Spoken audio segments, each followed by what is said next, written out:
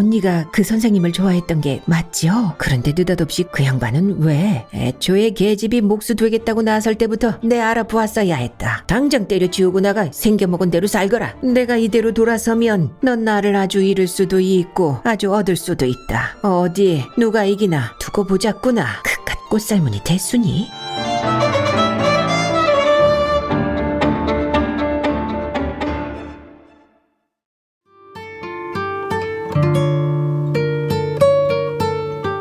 한 꽃살문에 관한 전설.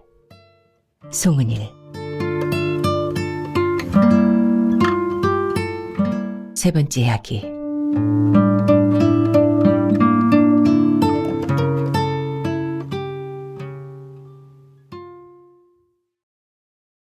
어제 아침에야 다라시를 떠나온 참이었다. 나서기 전에 듀란 처마 밑에 묻은 매실 항아리들을 꼼꼼히 단속했다. 전부 털어낸 매실을 익은 것과 안 익은 것으로 구분해 술을 재웠다. 세 동이나 되었다. 할머니가 하시던 일을 처음으로 따라 해본 것이지만 시영이 잔뜩 사왔다가 남긴 소주 때문이기도 했다. 그리고 나서서 기흥골에 도착하니 늦은 오후였다.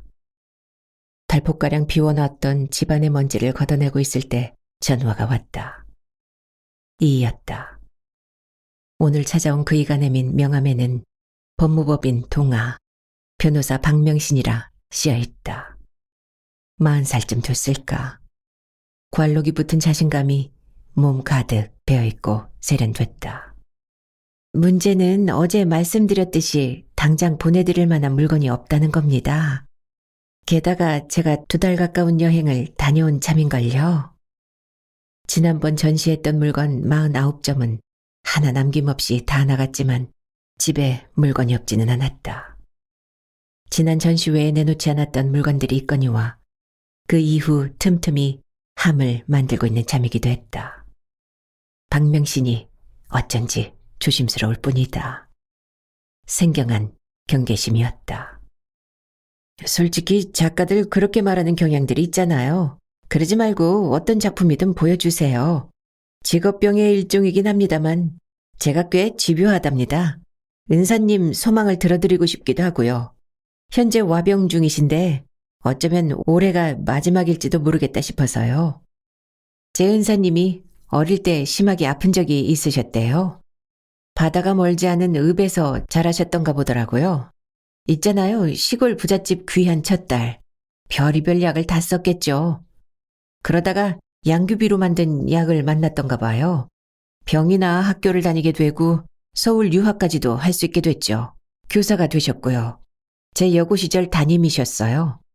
그래서 이 선생 작품에 새겨진 양규비가 갖고 싶으신 듯해요. 생명과 연관된 추억이시니 그러실 만하다 싶고요. 은사님께서는 어디가 편찮으신가요? 몸 왼쪽 부분이 마비되셨어요.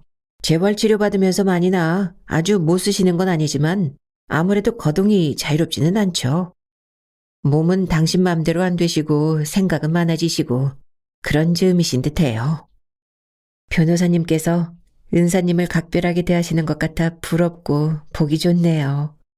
두 분이 함께 만족하실 만한 걸 드리고 싶은데 전시회에 내놓은 게 아니라서 어떤 물건을 은사님께 보여드려야 할지 모르겠습니다. 그래서 드리는 말씀인데요.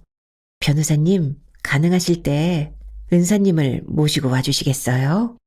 그때 저한테 은사님 마음에 드시는 물건이 있다면 고르면 되시고요. 마땅한 게 없다면 편찮으신 은사님께 소용되실 만한 걸로 만들어드릴 수 있거든요. 사실 주문을 해주시면 제 작업 속도가 빠릅니다. 더 쉽기도 하고요. 그이가 다시 들른다면 그때는 내 고객으로서의 그를 믿어도 좋을 것이다.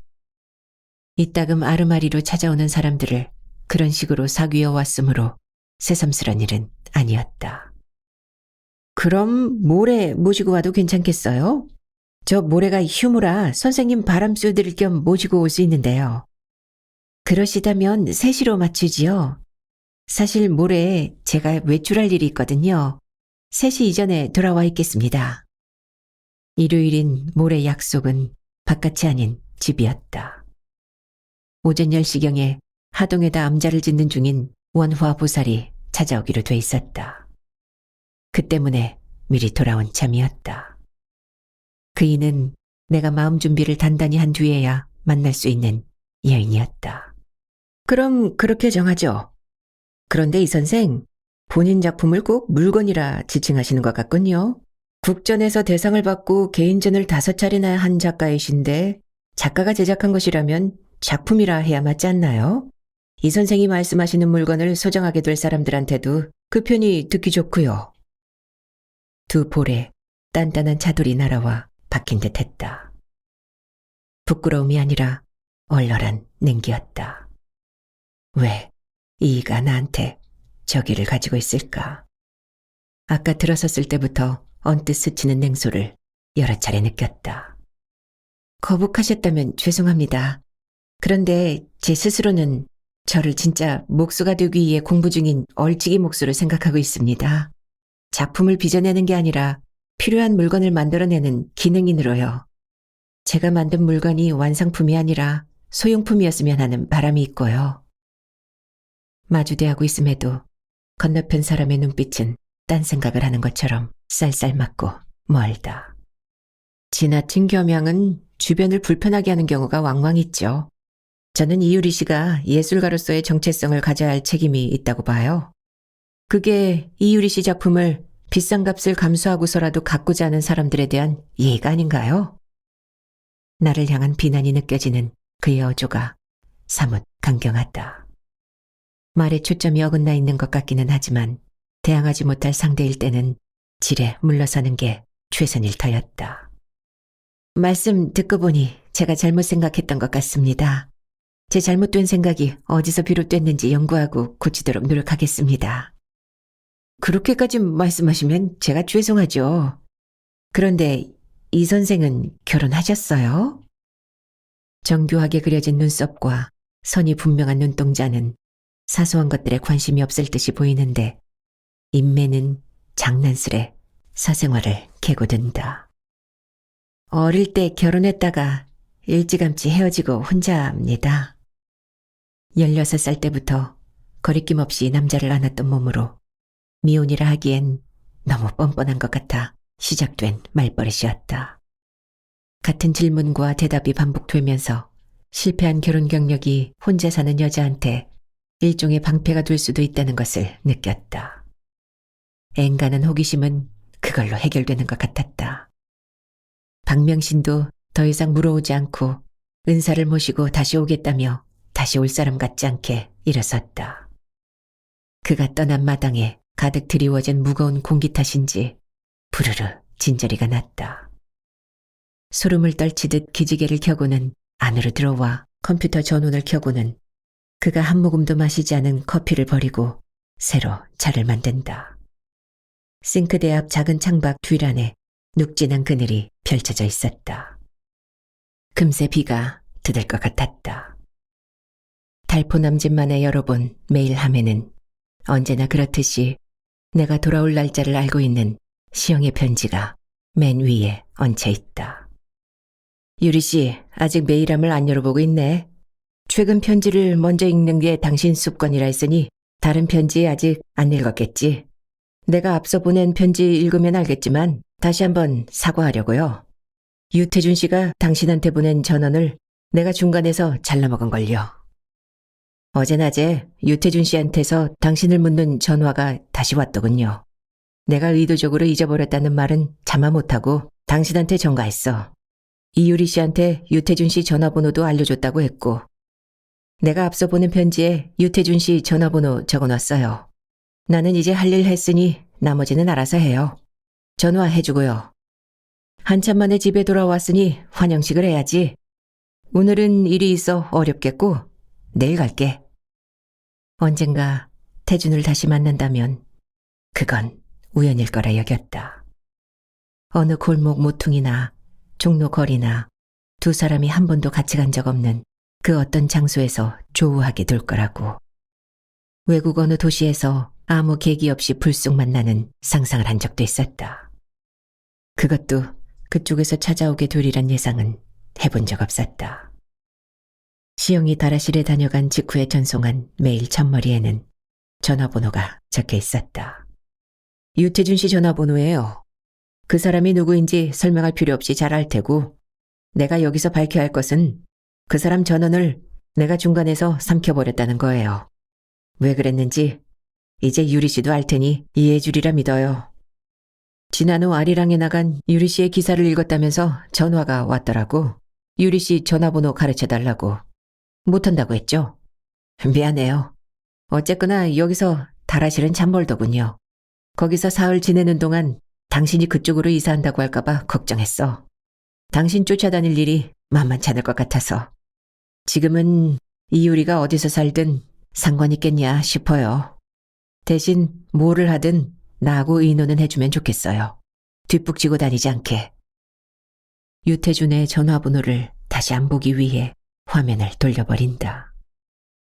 예전에 그에게 들은 말들, 그에 관한 것들은 참 쉽게도 기억해버렸다. 그렇게 쉽게 기억했던 것들 중 많은 것들이 아직도 몸 안에 사금파리 조각처럼 박혀 있었다. 그 기억들을 다시 들쑤시고 싶은지 알 수도 없는데 몸 안에서 벌써 균열 같은 게 느껴졌다. 내 욕구의 지향점을 알 수 없다면 지금은 덮어두어야 할 것이었다. 친구 미선은 잘 돌아갔느냐는 인사를 남겨놓았다. 다라실에 갈 때마다 벌교에 들러 얼굴을 보는 미선은 유일하게 남은 내 여고 시절 동무였다. 조만간 한번 작업실에 들르고 싶다며 전화를 해달라는 이들이 몇 있다. 이곳에 다녀간 적이 있거나 그런 이들에게 소개를 받았다는 이들이다. 나머지 메일이 6통이다. 5통이 전부 내가 다니다만 대학의 미대 학생들이었다. 저희들 교수가 국립미술관 전시실에 있는 이유리의 양귀비 꽃살문을 보고 난 뒤 리포트를 제출하라 했다는 것이다. 인터넷으로 자료를 찾고 도서관을 뒤져 공예대전 전시 도감까지 봤지만 만족할 만한 것을 못 찾았으니 만나달라는 내용들이다. 리포트를 쓰게 한 교수 이름이 안진홍인데 낯선 이름일 뿐더러 여자인지 남자인지조차도 애매하다. 그리고 나 정민숙인데 라는 제목으로 들어와 있는 사람이 남았다. 동일 인물이라면 그이는 내 여중 3학년 때 담임 선생이었다. 그이는 내가 아는 언니 연희의 유일한 친구이기도 했다. 그 전해에 정근우와 같은 학교 안에 있었지만 정민숙 선생이 나를 알아본 것은 내 담임을 맡고 나서였다. 혹시 너 다라실에 사는 그 유리니? 연희라는 언니가 있었고. 담임 선생이 언니에 대해 있었냐는 과거형으로 물어왔을 때에야 나도 언니의 단짝이었던 민숙이 언니를 기억해냈다. 이듬해 발령을 받아 떠났던 그가 20회가 넘어 나를 다시 찾아온 것이다. 앞선 4차례의 전시회 때는 숨기 위해 애썼다. 지난 2월 전시회에서는 도드라지기 위해 노력했다. 그 결과 옛사람 둘이 한꺼번에 찾아온 셈이었다. 더 찾아올 수도 있을 것이다. 이런 일을 예상했던가. 아마도. 문화 개간지 아리랑의 위력을 충분히 의식했거니와 사진 찍힐 걸 감안해 스스로 연출을 했지 않은가. 거액을 치르며 미용실에서 머리를 했고 피부관리실에서 얼굴을 다듬었다. 불어 옷을 샀고 사진 찍은 날의 메이크업도 전문가 손을 찾아서 했다. 화사하게, 고혹적으로. 누군가는 사진만으로도 나한테 이끌려가도록. 농담인 양 주문까지 했다. 옛사람들에게 나의 현존을 알려서 무얼 하자는 것이었던지는 알 수 없었다. 세상으로부터 인정받고 싶은 욕구는 29살에 충분히 해소했다. 그 한 번으로 밥벌이가 가능하게 됐으니 모자랄 게 없었다. 그렇다면 왜 새삼 나를 알리고자 했을까? 평택 산다는 정민숙 선생의 전화번호를 누르니 저쪽에 한참 만에 여보세요 하며 여자가 나타났다. 순간 잊어버렸던 그의 낮은 목소리가 되살아났다. 이유리? 어머나, 정말 유리니? 매일 읽게 된 경유이며 여행 다녀왔다는 이야기, 내가 사는 곳에 대한 말들을 숨 넘어가게 주고받는다. 그이는 내 담임 선생이었을 때도 말이 낮고도 빨랐다. 직설적이었다. 그리고 반 아이들이 샘낼 정도로 드러내놓고 나를 편애했다.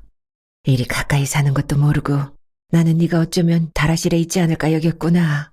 나무 만지는 일을 한다니 아무래도 산 가까이 살겠다 싶었거든. 너희 집이 산속이었잖니. 특이한 집이었고 사진으로나마 네 작품 보면서 그럴 법하다고 느꼈다. 다라실엔 어떻게? 아직 집이 있니? 할머님은? 할머니는 진작 돌아가셨죠. 다라실엔 유일하게 저희 집만 있어요. 1년에 몇 차례씩 다녀오고요. 사실 이번에도 거기 갔다가 어제 돌아온걸요. 선생님은 지금 학교세요? 그래, 오늘 수업은 끝냈고 잡무 보고 있었다. 너는 집이니? 학교 계신다니 전화로 긴 말씀은 못 나누겠네요. 1시간이면 갈 텐데 제가 뵈러 갈게요. 언제가 좋으세요? 아무 때나 오려무나. 아니다. 유리야, 내가 가마. 다음 주 월요일이 우리 학교 개교 기념일이라 그날 나 쉬거든. 너 그날 시간이 어떠니? 내가 가서 만난 거 사주마. 너 사는 것도 좀 돌아보고. 선생님, 저 지금 눈물 나려고 해요. 그런 투의 말씀 정말 오랜만이거든요. 네가 사람이 많이 그리웠구나. 그래, 일단 만나자. 들어가거라. 기억하기도 어려울 만치 오래전에 사라졌던 언니가 불쑥 돌아온 것 같다.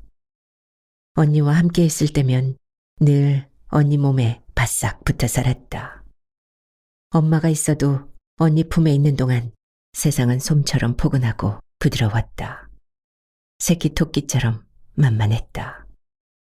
내가 주머니만 하나 달면 영락없이 엄마 캥거루다 하며 웃던 18살 봄날의 이 언니가 가랑잎처럼 쓰러지던 날이 선연히 떠오를 때면 나는 나무 둥치를 안고 뱅뱅 돌며 울곤 했다. 도독도독 비가 듣는 기척이 들린다. 오랜만에 거풍을 시키느라 작업실 문을 있는 대로 작업실 문을 있는 대로 다 열어놓았다. 집주인의 노모가 살던 때에 텃밭이었던 자리에 가건물처럼 엉성한 구조물을 세웠다. 첫 스승이 돌아가기 전에 스승과 함께 와 익혔던 동네였고 집이었다. 내 시봉살이 하느라 네가 고생하는 거다 안다만 눈에 불 켜고 있는 위인들이 여럿이라 나 없어진 난 다음에 네게 떨어질 건 없을 터이다. 그러니 나무 한 그루 남의 담벼락에 얹힌 돌멩이 하나라도 눈여겨보고 다녀라. 문간방에서 기식했던 첫 스승의 집은 부친이 돌아가자마자 달려든 자식들에 의해 내가 다른 스승 집으로 옮기기도 전에 분해되었다. 절과 저수지로 갈라지는 길목에 있던 집이라 모텔을 지으려던 업자가 한참 전부터 노리고 있었던 것이다. 나도 덕을 본 것이 있기는 했다. 자식 중에 부친의 업을 잇는 이가 있었더라면 손도 대지 못했을 스승의 연장들을 고스란히 챙길 수 있었다. 그 연장들을 다라실에다 실어다 두고 들어간 두 번째 스승의 집은 용인 외곽이었다. 양현호 목수는 하남순 목수에 비하면 이름이 알려진 편이라 제자가 여럿이었다. 당신 아들 둘을 제자로 삼아 일을 가르치던 참이기도 했다. 그래서였던지 그는 동무한테서 인계받은 제자에 대체로 너그러웠다. 목각을 배우기 위해 들어갔던 그 집에서 15개월을 살았다. 끝은 아주 나빴다. 여제자에 대한 아버지의 너그러움이 불순한 편애로 비쳤던가 선생의 아들들이 나를 못 견뎌했다. 작은 아들이 특히 심했다. 이웃한 자신의 집에 아내와 아이들이 있음에도 수시로 나를 건드리고 싶어하던 그였다. 수차례 걸쳐 거절당한 나에 대한 그의 분노와 증오는 집요하게 살벌했다. 공방에서 일해야 할 나한테 부엌일을 시키며 폭언을 퍼붓기 일쑤이던 스승의 부인도 마찬가지였다. 싫은 사람을 향해 인간이 얼마나 폭력적일 수 있는지를 그들을 통해 절감했다.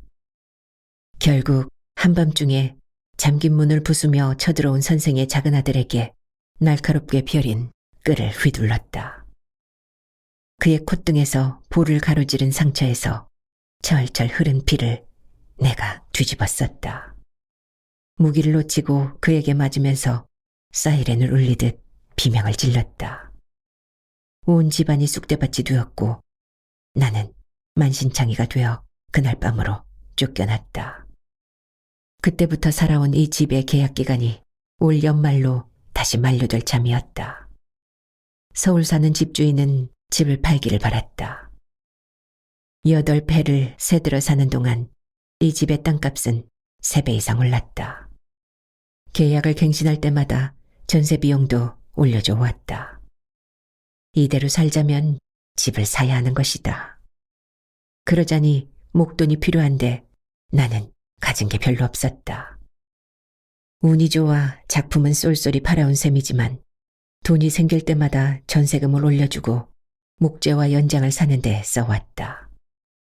이 집을 사려면 다라시를 저당 잡히고서라도 빚을 내야 하는데 그러기는 싫었다.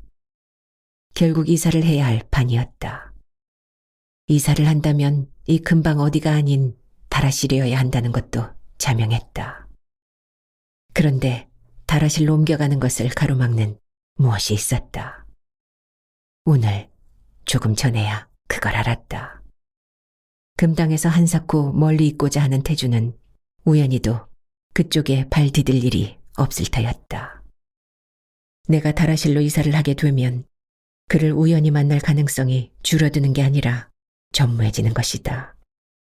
그런데 우연 아닌 걸로는 결코 만날 수 없으리라 여겼던 유태준이 연락을 해왔다. 서둘러 덮었건만 그의 전화번호는 벌써 외우고 말았다. 연장들을 살피다 말고 유태준의 전화번호를 누른다.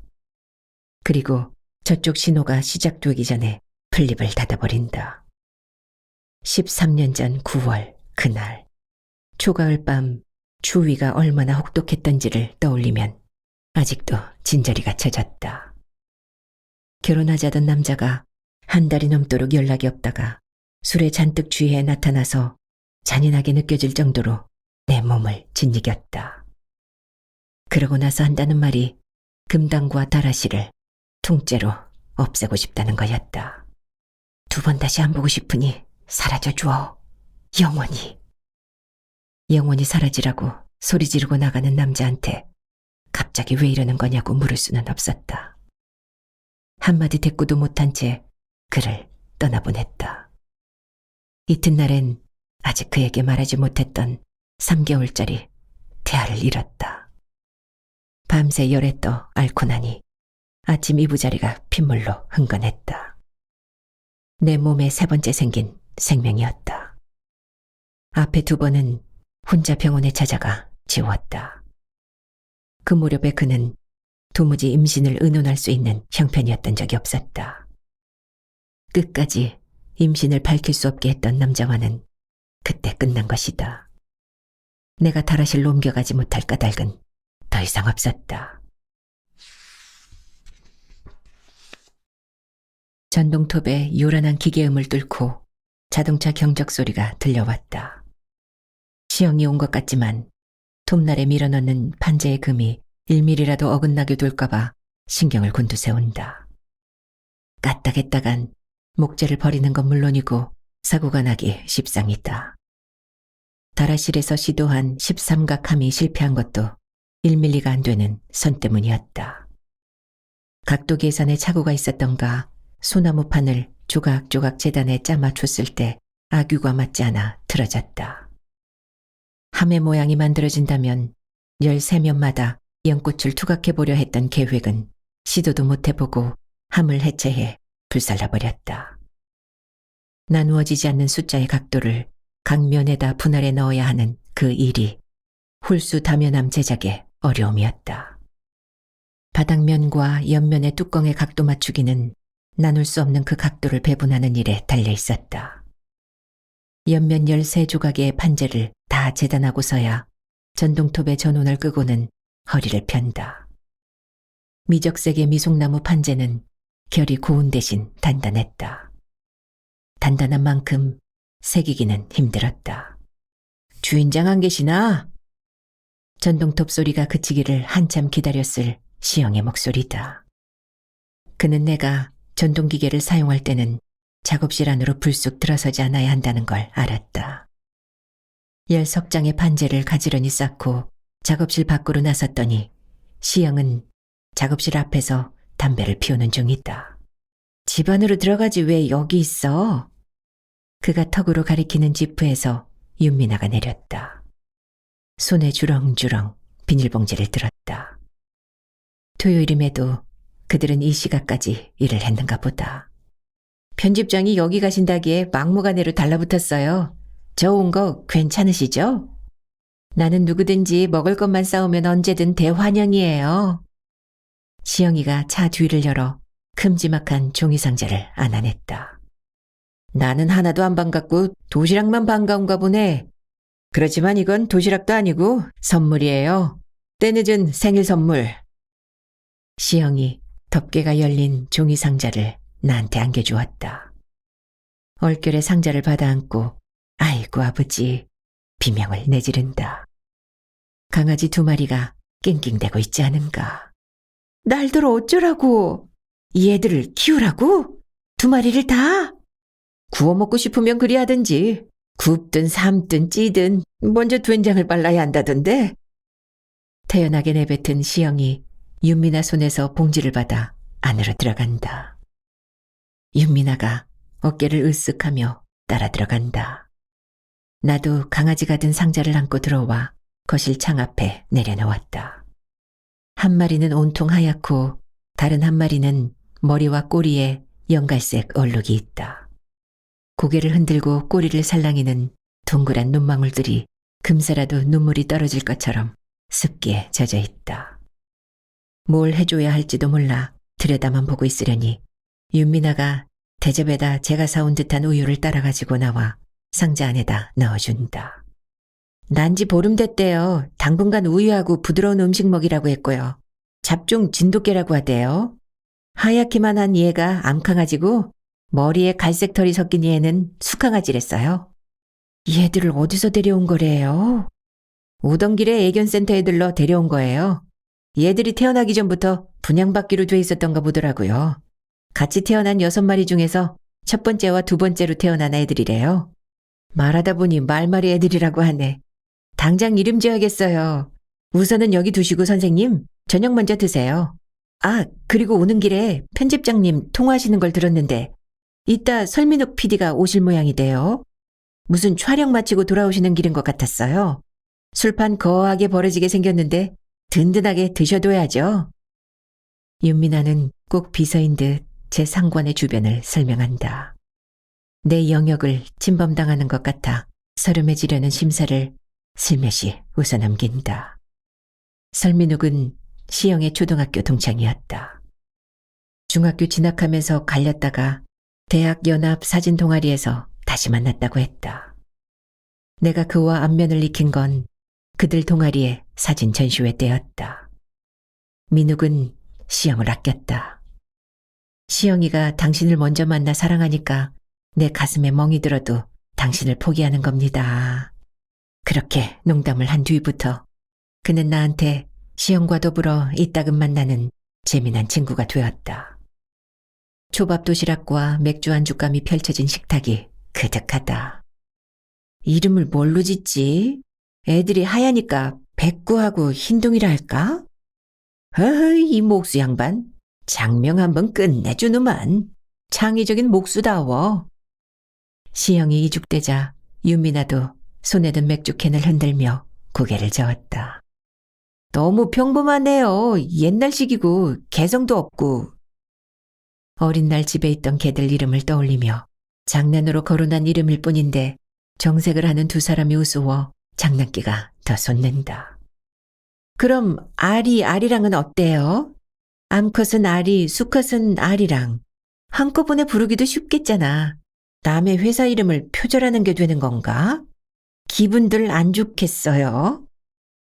재미없는지 두 사람 다 웃지 않고 멀뚱히 나를 쳐다보기만 한다. 이제 보니 그들은 행동만 닮은 게 아니라 표정도 닮았다. 나하고 최시영의 15년과 윤미나와 최시영의 7년은 어떤 비중일까? 비로소 생긴 의문에 고개를 갸웃했더니 그들이 동시에 웃는다. 부시 대통령 고향의 이름이 인디아라고 하대요. 날마다 인디아를 쓰다듬는 부시는 좋겠지만 쓰다듬어지는 인디아는 썩 유쾌하지 않을 것 같은데요. 이야, 윤 기자 표현 멋졌어. 아주 문학적이야. 나도 걔 이름에 붙는 아리랑은 반대야. 남의 밥줄을 뭘로 보고. 기어이 아리랑을 써먹고 싶다면 그냥 아랑으로 하지 그래. 아리와 아랑. 통통통 박수치는 윤미나의 손이 참 예쁘다. 통통한 살빛이 맑고 성정이 순한 여자였다. 윤미나를 만난 건 지난번 그가 나를 취재하러 왔을 때였다. 잠만 같이 앉았을 뿐 사진기자와 더불어 일주일을 함께 살다시피 했다. 사진기자가 없는 틈을 타 최시영을 사랑하고 있노라고 털어놓던 그는 시영이 틈을 주지 않아 고백도 못 해보았다고 수줍어했다. 마지막 취재라며 혼자 찾아왔을 때는 심각한 어조로 나한테 최시영하고 결혼할 거냐고 물었다. 그때 잠깐 말문이 막혔다. 만약 정말 결혼을 하게 된다면 상대는 최시영이어야 하지 않은가라는 생각을 해왔음을 그때 깨달았던 것이다. 동시에 그가 무슨 예비 타이어인가 하며 자주 하기도 했다. 그렇지만 시영과 결혼할 생각이 전혀 없다는 거짓말은 나오지 않았다. 그저 결혼할 사람이었다면 여태껏 친구로만 지내왔겠냐고 우회했다. 오늘 나타난 그는 최시영 곁에서 자연스럽고 활달하다. 맥주를 마시다 말고 봉지 속에서 가출간됐을 아리랑 여름호를 꺼내 건네주는 손길도 명랑하다. 자여 선생님, 우리 밥줄이요. 윤미나가 우리 밥줄이라 강조하며 건네준 그들의 밥줄을 받아 책장을 넘겨본다. 광고 없는 잡지 한쪽의 첫 번째 장에는 목차가 들어있기 마련이었다. 자연, 사람, 문화. 목차에는 밑그림이 깔려있는데 돌장승을 이고 있는 둘탑 사진이다. 누가 찍은 건가 싶어 그림 밑을 유심히 보는데 문득 사진과는 상관없는 안진홍이라는 이름이 떠올랐다. 안진홍이라는 사람을 아느냐는 내 질문에 초밥을 안주 삼아 맥주를 마시던 시영이 윤미나를 향해 물었다. 안진홍? 어디서 듣던 이름인데? 윤 기자, 우리 그 사람을 만난 적 있지 않아? 두 분 모교 교수님이시잖아요. 재작년에 그 양반 파리에서 전시회 한 거 우리가 취재했고요. 나라박 전시회 꼭지로 겨울호에 기사 나갔죠. 참 그랬지. 그렇지만 이유리와 내가 학교 다닐 때 그 양반은 거기 없었어. 그런데 이유리 씨, 안진홍 교수는 왜? 어제 메일을 확인하다 보니 학생들이 보낸 게 5통이더라고. 전부 그 학교 같은 과 학생들이었어. 교수가 리포트를 냈다나? 양귀비 꽃 살문을 보고 그에 대해 쓰라고. 감상문이든 연구문이든 형식은 니들 맘대로 해라 그랬나 본데. 그 교수가 안진홍이래서 처음 생긴 일이니까 궁금해서 물어본 거야. 여자야 남자야 미나 씨? 그때 미나 씨가 기사 썼어요? 저보다 뒤에 선배인 기자가 썼어요. 저한테 떨어졌으면 출장비 받아 파리 구경 한번 할 뻔했는데 아쉬웠죠. 안진홍 씨는 남자예요. 그럼 어떤 사람인지 잘 모르겠네요. 제법 유명한 양반인데 양력 정도는 알죠. 나이는 50 중반쯤 됐고요. 지금 재직하는 학교 졸업해서 파리 유학했고 그쪽에서 활동하다 돌아와서 모교 교수 됐다 들었어요. 국내외에서 짬짬이 전시회 열고요. 비공식적인 사항이긴 한데요. 이혼을 3번 하고 지금 혼자 산대요. 유학 시절 만나 결혼했던 첫 번째 전부인한테 다 자란 아들이 하나 있는데 파리에 산다 하고요. 전공이 뭔데? 회화? 전공은 서양화인데 그 양반 작품은 퓨전이래요. 외국서는 한국적으로 보이고 한국에서는 서양적으로 보인다고 할까? 아, 그 양반 별명이 이방인이에요. 주로 인상파적인 요소가 강한 그림을 그리는데 그림 속에 늘 한 명의 인물이 나와요. 배경과 인물이 몹시 어울리지 않은데 또 너무나 어울리는 아이러니를 창출한다고 미술 평론가들이 평하잖아요. 그 한 인물이 언제나 이방인이라는 거죠. 실제로 파리에서 등단할 때 시작된 그림부터 이방인이라는 제목이 수두룩해요. 기차역의 이방인, 겨울 강가의 이방인, 의자에 앉은 이방인, 순 그런 식이거든요. 이방인이라는 낱말이 풍길 법한 모든 정서를 그림마다 보여주는 거죠. 그리고 설치미술도 할걸요? 에너지가 사방으로 튀는 것 같다고 김 선배가 그랬던 것 같아요. 인터넷만 뒤져도 줄줄이 정보가 나오겠지만 아, 이 댁에도 그때 책자가 있는 것 같던데요. 발딱 일어난 윤미나가 거실로 나가 아리랑 하나를 뽑아들고 와 나한테 건네자 시영이 혀를 찼다. 백날 책 가져다 줘봐야 무슨 소용이냐는 hil난이다. 읽고 잊어버려 그렇지 앵간히는 읽는답니다. 암튼 드시던 거나 계속 드세요. 나는 잠깐 좀 읽어보고. 기사 속의 안진홍은 예술가로서 자기 길을 잘 만들어 나간 남자였다. 그런데 기분이 묘하다. 무의식 저 안쪽에 어디서든 이방인이라던 안진홍이 있는 것처럼 낯이 익다.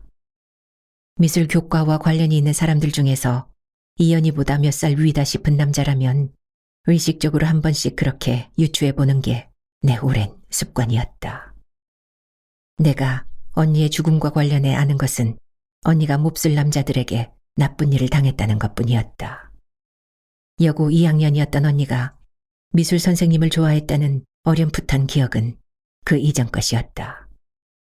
그럼에도 두 기억이 맞붙어 학교 다니는 동안 미술 선생들을 볼 때마다 언니의 선생님은 아니었을까를 혼자 따져보곤 했다.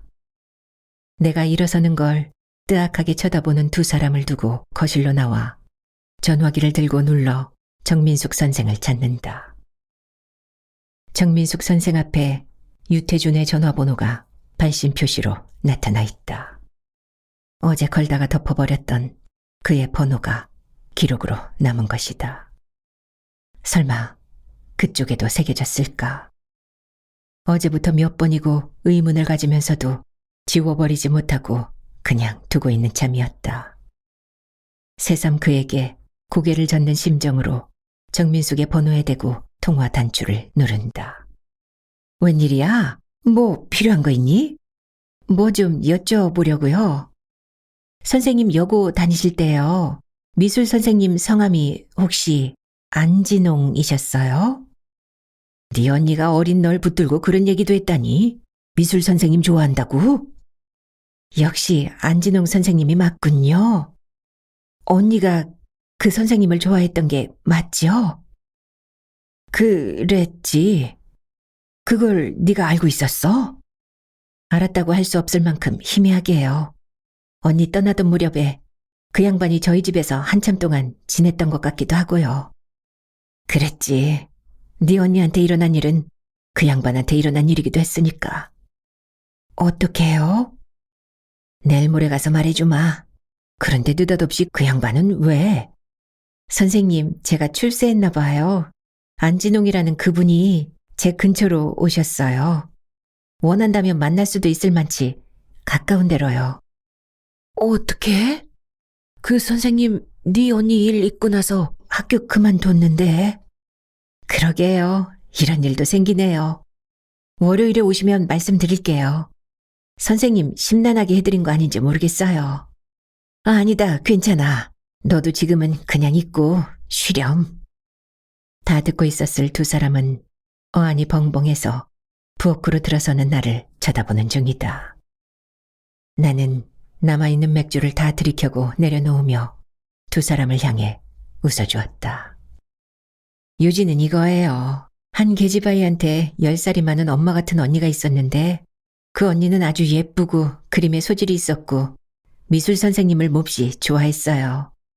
그 선생님 때문에 얼마나 설레었는지 때때로 업어줘야 할 만큼 어린 동생한테도 자장가 삼아 선생님 얘기를 했죠.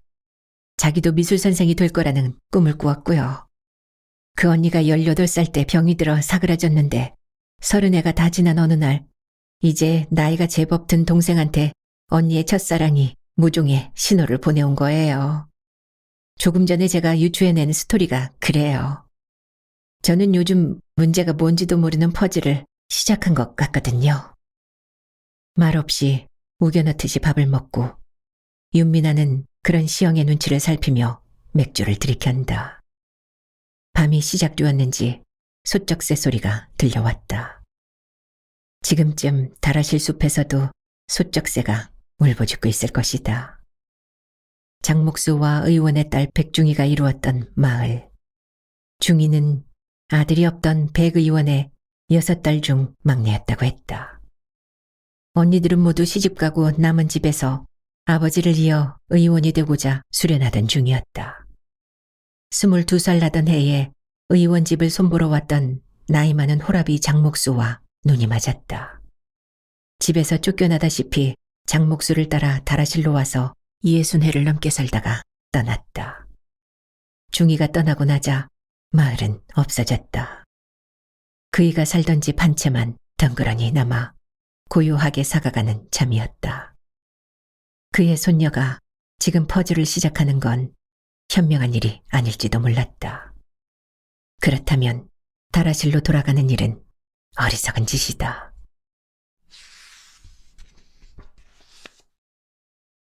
부처님께 네 제주를 공양해라. 지난 연말에 원화보살이 대뜸 그렇게 주문했을 때 나는 한참이나 있다가 대답했다. 공양하기 싫습니다. 일을 주십시오. 품값을 제대로 쳐주시고요. 통나무처럼 뻗대면서도 겁났다. 아직 시선도 제대로 맛받지 못하는 그의 앞에 댄잎처럼 납작 엎드려 예 해야 맞았다. 전화가 아니라 맞대한 자리였다면 아마 그렇게 됐을지도 모른다. 당돌한 내 대답에 구웃음을 치던 그이가 오호라 너 참 많이 컸구나 하고는 전화를 뚝 끊어버렸다. 그리고 반년가량이 지나 오늘이었다. 회색 적삼에 받쳐 입은 미색 치마를 날렵하게 추스르며 들어서자마자 그이는 오랜만에 당신 영토에 납신 상전인 양 내 집 안팎을 한 말씀도 없이 꼼꼼히 둘러보았다. 내가 온 정성을 들여 대령한 찻잔을 마주하고도 무견하다. 침묵으로 내 기를 죽이자는 뜻인가. 고문이 따로 없다. 차라리 무릎을 꿇고 싶을 지경으로 그이가 어렵지만 또 한편으론 마음 저 바닥에 피라미 한 마리가 꾸물거리는 듯한 장난기가 스물거리기도 했다. 어쩐지 그와 심리전을 벌이는 것 같았다.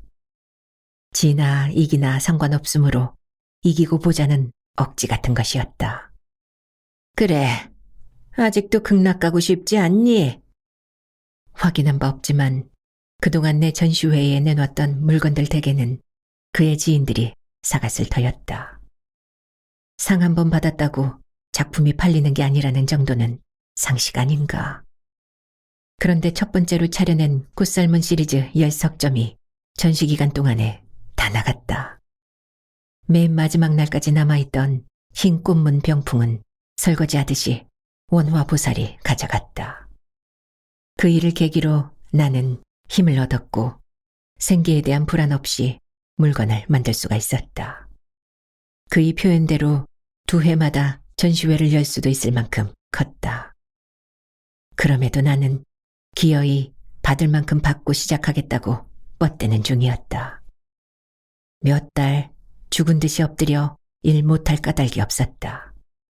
암자에 들어설 모든 정각의 문을 만들라는 것도 아니다. 법당 일만 하면 된다. 법당 꽃살문을 만들 수령 200년 넘은 춘향목도 당신이 이미 마련해 두셨다고 했다. 일을 하는 동안 밥을 굶기지도 않으실 터였다. 그럼에도 나는 이 일을 놓치고 평생 후회할 수도 있으련만 턱없는 고집을 부리고 있는 것이다. 굽히기 싫은 게 아니라 그러면 안 될 것 같은 오기가 쓰러지지 않자는가. 아직도 너를 평생도 아니고 한철쯤 헌공하고 싶지 않느냐고 물었다. 시선으로나마 그를 이겨보겠다고 나서는 게 처음일 터였다. 그이가 지금 짓고 있는 이불란한 법당 꽃살문을 만들게 해줄지는 의문이지만 나는 요즘 의식적으로 연꽃 문양 새김을 연습했다. 다라실에서 연꽃 모양의 함을 만들어 와 그이 앞에 내놓은 것도 오늘 이 자리에 자신감을 갖고 싶어서였다. 지름이 33cm인 가죽나무를 켜 속을 파내고 모양을 만들어 무늬를 새겼다. 뚜껑에는 활짝 핀 자그만 연꽃 한 송이를 양각했다. 함 안 바닥에는 덜 핀 연꽃 세 송이를 음각했다. 그 홈들을 아교를 녹여 투명하게 메우며 갈라짐을 방지했다. 싫습니다.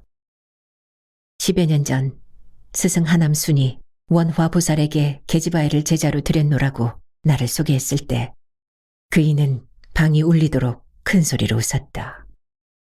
스승에게 한껏 눌려 살던 나는 그이 앞에서 고개도 들지 못하고 숨을 죽였다. 원화보살은 어린 날 귀하게 자라 17살에 시집을 갔다. 시집살이 10달 만에 집을 나와 출가를 했던가 보았다. 그이가 계율을 깨고 나온 건 전쟁의 와중이었고 한 번 더 시집을 갔다. 그리고 그 시집에서도 나와 내내 홀로 살았다. 내가 아는 그의 개인사는 그 정도였다. 원화보살이 거대한 불사를 일으킬 수 있을 만한 불을 어떻게 축적했는지 모른다. 그이가 왜 이름 없이 살다간 목수의 제자일 뿐인 나를 살펴줬는지도 모른다. 스승이 떠나고 국전에서 상을 받은 뒤 그이를 찾아갔다. 스승께 드리고 싶은 상패와 상금 봉투를 그이한테 내놓았다. 스승님 보시면 되지 못하게 잔재주를 부렸다고 야단치실 걸 알지만 야단이라도 맞고 싶어 보살님을 찾아뵀습니다 했을 때 원화보살은 상패와 봉투와 양귀비 꽃살문이 나온 도록을 말없이 보기만 했다. 잘했느니 못했느니 일체의 언급도 없이 나를 벌세웠다. 정말 한참이나 나를 쳐다만 보다가 상금 봉투를 내게 밀고 상패를 당신 문갑 위에다 놓은 그이가 도록을 들고는 가보자꾸나 하며 일어섰다. 당신 눈으로 작품을 직접 보겠다는 것이었다. 국전 입상작들이 전시돼 있던 전시장에서 꽃살문을 보고 난 여인의 첫마디 말은 네 선생한테 칭찬은 못 들어도 야단은 안 맞겠다는 것이었다. 그리고 혼잣말처럼 영감이 발악을 하더니 그런대로 쓸만한 걸 건졌구나 했다. 표면적인 건 그게 다였다. 그 이로 인해 가끔 일감이 생기고 일감을 핑계로 1년이면 두어 차례씩 찾아뵈어도 곁을 두는 기색이 없었다. 시종일관 나한테 잔재주나 있는 것 같으니 스승을 봐서 주선한다는 식이었다. 지난 겨울에 암자를 짓고 있다며 당신이 먼저 연락을 해왔을 때는 그래서 놀랐다. 네 스승이 늙은이 말에 대놓고 싫다고 뻗대라고 그리 가르치시더니. 스승 하남순을 신촌역 광장에서 처음 만났다. 저만치 버스 정류장이 있었다. 나는 그 근방 산부인과에 혼자 입원해 하루 반을 누워있다가 퇴원하던 길이었다. 유태중과의 사이에 생긴 세 번째 아이를 잃고 난 직후였다. 월요일이었지만 출근을 못한 채였다. 기운이 없어서 벤치로 다가갔는데 곁에다 낡고 큰 가방을 둔 노인이 앉아 있었다. 가방에서 비어져 나온 기다란 막대기가 있었는데 톱자루 같았다. 어울리지 않는 곳에서 만난 익숙한 톱에 끌려 가방 곁에 앉았다. 제정신이 아니어서 톱자루를 만지작거렸을 터이다. 할머니는 살아계시는 동안 해마다 동지를 즈음해 다라실로 목수를 불러들였다. 내 몸이 커갈수록 머리가 하얘지고 주름살이 늘어가던 그 목수를 할머니는 광목수라 불렀다. 1년에 한두 차례 오던 광목수는 다라실 집 구석구석을 손보았고 살강이나 선반을 새로 짜거나 지붕에 판자를 갈아 얹었다. 우리 집을 잠자리 삼아 근동에 일을 하러 다니면서 겨울을 나기도 했다. 광목수가 우리 집에 머무는 동안에는 그가 나의 친구였고 스승이었다. 끊임없이 질문하며 종알대는 나에게 그는 대팻날과 끈을 갈게 하고 톱질을 시켰다. 거칠게 다듬어 지붕에 얹는 판자들에는 대패질도 예사로 시켰다. 창고 옆에서 불을 피워놓고 톱질할 때 맡았던 불냄새가 그 순간에 그리웠다. 다라실 집이 그곳에서 근심 없던 나의 어린 날이 사무쳤다. 자신의 물건을 한참이나 쓸어보고 있는 나를 놔두고 물끄러미 쳐다보던 노인이 혼잣말처럼 중얼거렸다. 내가 간암에 걸렸다는구먼. 거의 말길에. 의사들 말하는 게 우습더군. 죽을 날이 얼마 안 남았다 하면 될 것을 거의가 뭐야 거의가. 암이라니 안 됐다. 속으로 생각하는데 노인이 다시 말을 걸어왔다. 아가씨는 어디가 아픈가? 젊은 사람이 크게 아픈 낯빛이구먼. 노인의 물음에 나는 얼떨결에 제 몸속에 들었던 애를 잃었습니다. 했다. 간암에 걸렸다는 낯선 노인한테 처녀가 벤 애를 잃었다고 중얼거렸던 것이다. 노인이 허허허 웃었다. 네 스승이 너한테 눈앞에 보이는 것만 따르고 손에 잡히는 것만 잡으라고 가르치더냐 이 말이다. 원화보살의 목소리가 높아졌지만 나는 아직 응대할 말이 생각나지 않는다. 스승은 2해 넘게 함께 사는 동안 간암 환자가 아닌 제자를 둔 목수이고자 애썼다. 당신 시간이 얼마 남지 않았다고 느껴질 때마다 당신 욕심대로 따라주지 못하는 제자를 향해 독서를 퍼부었다. 애초에 계집이 목수 되겠다고 나설 때부터 내 알아보았어야 했다. 그래도 혹여 눈썰미나 있을까 보아 들여놓았더니 이걸 대패질이라고 한 거냐? 각이 살아야 한다고 그렇게 일렀건만. 미친놈 가랑이 벌리듯 모양새 좋구나. 기운이 안 되면 도끼라도 부려야지. 당장 때려치우고 나가 생겨먹은 대로 살거라. 그 생겨먹은 대로 살라는 말이 아니었으면 도끼는커녕 오기도 못 부리고 말았을 터이다. 나 생겨먹은 게 어떻기에 이러시는지 어디 한번 끝까지 견뎌보리라고 성할 틈이 없게 손톱을 물어뜯었다. 왜 대답을 않고 늙은이한테 같은 말을 자꾸 시키니? 침묵으로 상대와 겨루는 법을 당신이 나한테 가르치고 계시지 않는가. 버릇없이 말대꾸한다고 걱정하실 거잖아요.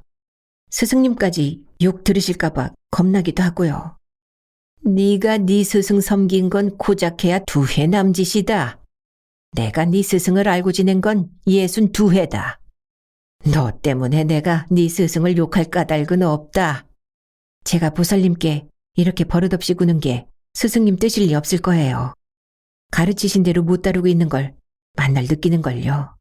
그런데 제가 스승님의 하나뿐인 제자라는 자부심은 있습니다. 결국 네 스승한테 배운 대로 하고 있다 그건데 네 스승을 떠나서 나를 놓칠까 봐 겁나지는 않니? 내가 이대로 돌아서면 2번 다시는 너를 안 찾을지도 모르는데. 겁납니다. 그래도 돈을 받아야 일을 하겠다 이 말이니? 다른 목수들처럼 품값을 제대로 쳐주시겠다고 하시면 죽을 힘을 다해 만들겠습니다. 제 고집 때문에 망한 그 영감이 재주는 다 못 가르치고 자기가 가진 오기만 고스란히 너한테 떠넘기고 갔구나. 저는 이나마 오기를 가져야 겨우 세상 살 수 있을 것 같아 이러는 건데요. 보살님께서는 왜 하찮은 제 오기를 한사코 꺾으시려는 건지 여쭙고 싶습니다. 꽃 삶은 만드는 목수들이야 얼마든지 있고 또 꽃살문 암만 들어도 암자 울리는데 문제 없다. 격자문, 숫대살문, 완자문, 빗살문. 압니다. 그럼에도 내가 너를 불어 찾아와 말하는 까닭은 뭐겠니? 그 생각은 해보았어? 제가 스승님이 만드신 물건이기 때문이겠죠. 보살님이 봐주시지 않으면 그나마 쓸모 없어질 것 같아 걱정스런 덜 여문 물건이요. 그리고 저를 예뻐하시잖아요. 그이가 하하하 웃음을 터뜨렸다. 70살이 넘은 걸로 알고 있는데 주름살도 별로 없이 하얀 얼굴이 달아오를 만큼 한참이나 웃고 나서는 찻잔을 비우곤 잔을 내밀었다. 그는 호탕하게 웃었지만 나는 그 웃음의 진위를 파악할 수가 없어 조용히 찻잔만 채워드린다. 내가 너처럼 말 안 듣는 중생을 전생에나 만난 듯 싶다. 옛날 이야기 하나 하마 들으려니? 말씀 듣기 싫다고 나들 분수가 아니잖아요. 그나마 안다니 다행이구나. 중이 되려다 음기가 승해 제 발로 기생이 된 여인이 있었더니라. 한 7년 기생질을 하던 중에 수태를 하게 됐어. 기생질을 더 이상 못하게 되고 혼자 딸을 낳았더란다. 그 딸이 낳자마자부터 허구한 날 아파서 목숨이 간당간당 어미 속을 끓게 했지. 어미가 그 딸 덕에 간신히 사람 구실을 하게 된 셈이야. 딸도 10살이 넘으면서 간신히 사람 노릇 할 만하다 싶어졌어. 어미는 딸을 고이 기르려고 애를 썼지. 고이 길러 시집을 보내지 못할 것 같으면 차라리 중을 만들 심산으로 베풀물 가지게 공부를 시켰어.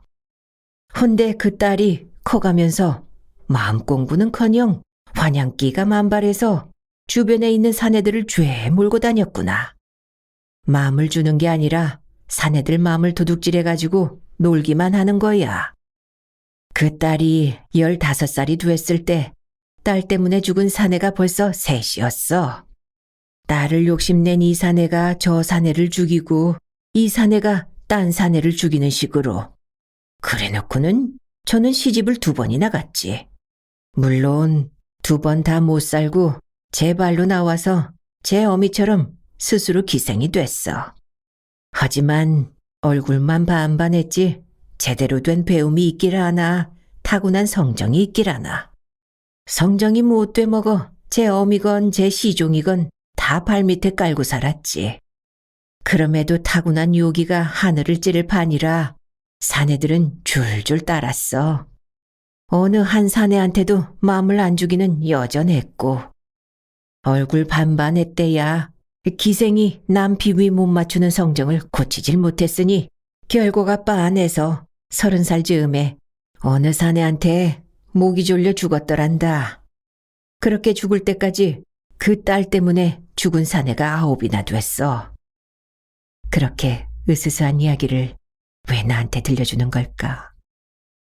나는 고작해야 일을 시키려면 보수를 제대로 달라는 것인데 어쩐지 이 고비를 이렇게 지켜야 할 것 같은 초조함에 도사리고 있을 뿐인데 당신은 보살답게 미련한 중생을 제도하시겠다는 의도일지 모르지만 나는 반감이 부글부글 끓는다. 한밤중에 내 방에 침입했다 내게 끌을 맞았던 2번째 스승의 둘째 아들은 그 이후 아버지 밑을 벗어나 작은 가구 공장에 취직을 했다던가. 허구한 날 술에 취해 살다가 기계에 몸을 다치고 불구가 되어 아버지 밑으로 돌아갔다는 소식을 2해 뒤쯤에 사형한테서 들었다. 내가 공예 대전에 이름을 올린 뒤였다. 그때 함께 출품했다가 입선했던 사형이 농담인 듯 대강 받아주지 그랬냐고 했다. 자네를 사랑한 건데 자네 아니었으면 그 인생이 그렇게 망가졌겠어. 그 어미는 딸 자식 30해를 치닥거리하면서 끊임없이 죄를 닦고 닦은 만큼 새로 죄를 지은 셈이다. 딸이 죄 짓는 것을 막지 못했으니까. 그 딸이 지은 죄는 뭐 같으냐? 버릇없다는 걱정을 들을 각오로 드리는 말씀인데요, 보살님. 그 딸이 요기를 타고난 거야 지 뜻이 아니잖아요. 사내들이 그 딸 때문에 9 아니라 900명이 죽었다 해도 그 죽음은 지들 마음도 몸도 못 다스린 지들 책임이지 딸 책임이에요. 딸이 진 죄가 정확히 뭔지 저는 잘 모르겠습니다. 사람 마음 훔친 거요? 사람한테 마음 안 준 거요? 주고 싶은 사람이 있었으면 어련히 줬지 않았을까요? 주려고 애쓰지 않아도 저절로 갔을 거고요. 마음이야말로 겨우 하나 자기 거 아니에요. 어떻게 억지로 내줘요? 저 같아도 목 졸려 죽을 망정 싫은 사람한테 마음 못 주겠습니다. 너무 건방졌거나 시답잖았는지도 모른다. 당신 눈을 감았다가 한참 만에야 뜨는데 조금 전과 다르게 눈길에 힘이 없으시다. 마음이 죄라는 게 아니다.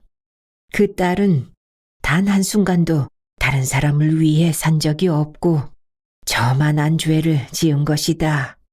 그 어미도 제 자식만 알므로 해서 결국 저만 알고 산 죄를 지은 것이고 그게 죄 짓는 일의 시작이고 끝이다. 해서 죄 중에 그게 으뜸이고 이래도 네 생각이 안 바뀔 것 같으냐? 말씀의 전제가 가혹하세요. 보살이 아니시라 팥쥐엄마 같으십니다. 솔직히 말씀이 어려워 다 알아듣지도 못하겠어요. 지옥 가기 싫으면 공양해라. 단순히 그 말씀을 하시는 것도 아니면서 그리 겁을 주세요. 내가 네 품삯 주기 싫어 이러는 게 아니라는 정도는 알아듣는 걸 보니 아주 미련하지는 않구나. 아니요, 저 아주 미련합니다. 사내를 9이나 죽이고 목 졸려 죽은 여자 이야기를 왜 하신 건지 그 여자가 타고난 요기를 어떻게 다스렸어야 그 꼴을 안 당하고 무사히 죄짓지 않고 살았을지 모르겠어요. 타고난 걸 남을 위해 써야 한다는 말씀이신가요? 사람마다 그게 다 가능하다면 세상에 절이 왜 있고 보살님께서는 암자를 왜 올리시는 건데요? 나도 모른다. 너한테 시키고 싶은 것도 그 때문이고 네가 일을 하다 보면 너와 더불어 나도 알 수 있겠지. 모르신다면서 절 택하셔 이런 말씀하시는 뜻은 더 모르겠습니다. 어떤 권유 같은 것에 감싸여 눈에 덜 띌망정 그이는 지금도 고운 얼굴이었다. 쌍꺼풀이 진 또렷한 눈매, 고집과 기품으로 깊은 눈동자, 투명한 피부, 립스틱 따위 바르지 않고도 붉었을 선고운 입술. 젊었을 때는 얼마나 고왔으랴. 자신의 아름다움을 힘으로 구사하며 더 큰 힘을 쌓았을 여인. 당신 이야기 속에서 당신은 어머니였을까, 딸이었을까? 생각을 더 해봐라. 나도 더 생각을 해보마. 다 떠나서 넌 나를 아주 잃을 수도 있고 아주 얻을 수도 있다. 나도 마찬가지야. 우리 둘 다 서로를 이기는 방법은 각기 2가지씩이다. 지는 것도 같지.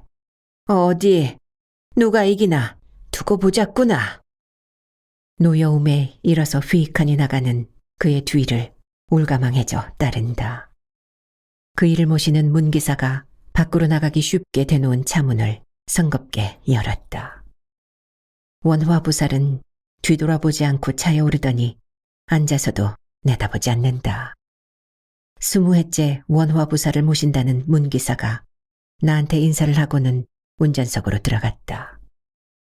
마당을 가득 채운 것 같던 희고 큰 차가 별로 소리내지 않고 스르르 빠져나간다. 할 일 없이 착공무늬에 대고 허리를 수그리고 났더니 눈앞이 휑하다. 고작 1시간 마주하고 사라진 그의 빈자리가 운동장만큼이나 넓다. 헐렁하게 빈 기분으로 집 안으로 들어왔더니 어떤 훈기가 느껴졌다. 아기가 칭얼대는 것 같기도 한 소리다. 아, 강아지들이 있었다. 창 밑에 놓은 종이상자에 가둬놓고 원화보살 귀에 눌려 까마득히 잊고 있던 아기들. 희기만한 강아지를 아리라 부르고 갈색 얼룩 2점이 박힌 강아지를 아랑이라 부르기로 했다. 종이상자 안에서 강아지 2마리가 수건을 뒤집어 쓰며 놀고 있다. 얼마나 작고 부드러운지 만지기도 조심스럽다. 그깟 꽃살무늬 대수니? 강아지들을 쓰다듬으며 허공을 향해 떼내준 분풀이를 한다. 원화보살에게 대놓고 하지 못했던 말들이 온몸 가득히 부글부글 끓어넘쳤다. 오늘 엄마가 너희들 집을 지어서 꽃살문을 달아줄게. 연꽃을 새겨줄까? 무란을 새겨줄까? 매화? 중얼거리고 나니 시원하다. 열일을 제쳐두고 당장 할 일 생각난 건 더 다행이다. 누가 이기나 보자고요.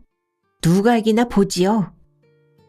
강아지 2마리를 한꺼번에 품에 안고 햇살 아래로 나섰다.